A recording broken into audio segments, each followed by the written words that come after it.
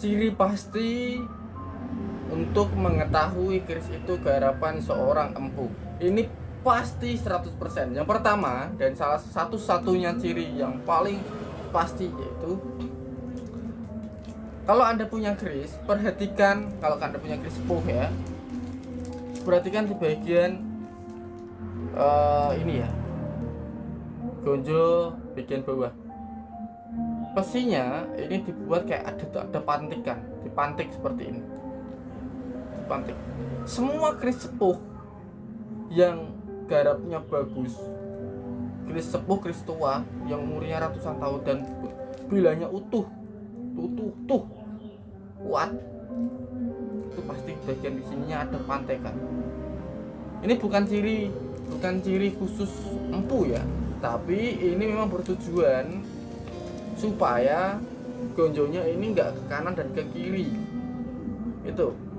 Tapi kalau empu yang pengrajin atau panja yang membuat fan itu enggak dibuatkan seperti itu.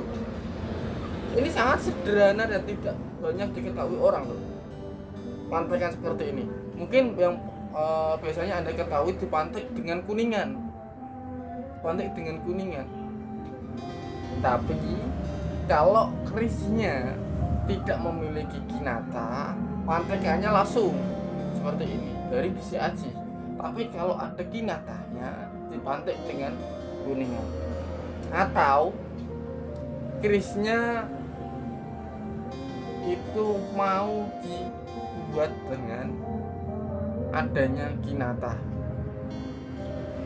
Saya pernah beberapa kali menjumpai keris dengan tanpa adanya kinata diberikan pantek kuningan. Nah, itu biasanya kerisnya dalam proses pembuatannya direncanakan akan diberikan kinata. Nah, kenapa kok seperti itu? Saya pernah membaca buku kuno yang bertuliskan atau menceritakan keris sebagai senjata peraga. Jadi senjata peraga itu adalah senjata yang menunjukkan suatu jabatan atau kasta seseorang. Nah, pemberian pantek tersebut atau patek ya, mohon maaf, pantek itu bahasa kasar ya, maksud saya patek. Diberikan patek itu menunjukkan bahwasanya keris itu dimiliki oleh orang-orang yang berpengaruh di suatu kerajaan, yang mana nantinya jika beliau memiliki suatu achievement, memiliki penghargaan, maka diberilah kinata yang bertahap, mulai dari Wedono 1, Wedono 2, 3, Wedono 4 dan 5, Wedono 6 dan 7, Wedono 9, Wedono 8 dan 9, kemudian Wedono 10, 11 sampai Wedono 12 dan 13. Semakin tinggi Wedononya, semakin besar pula pangkat dari orang tersebut.